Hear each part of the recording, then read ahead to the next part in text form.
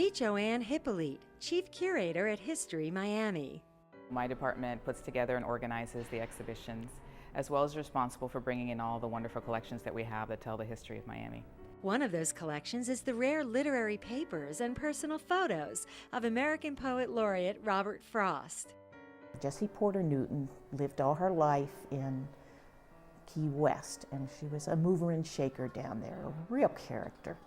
And she was a personal friend of Robert Frost. When he would come down to Florida in the winters, very often he would stay with her in her house and cottage. So she collected these materials, including some poems, some of his books signed, some letters from him.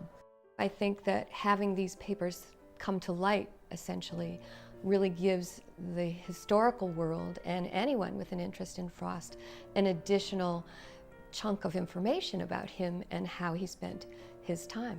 History Miami is honored to have received such an important collection. I think it's fabulous that they're here because Robert Frost is a nationally, internationally known, respected poet, won the Pulitzer Prize. Another recent acquisition is a group of 19th century photos taken by one of Florida's founding fathers, Alfred Monroe. They were found at a garage sale in Massachusetts. When they arrived at the museum, archivists were delighted to find this never-before-seen photo of Julia Tuttle and her daughter Fanny. Like the Frost collection, most items are donated to the museum. Here's what happens next.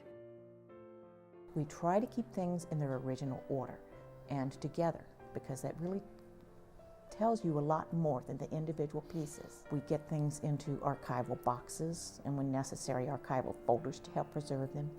And we create finding aids as quickly as possible so the material will be accessible for research and for people to come in. It does no good to preserve something if people can't see it and use it.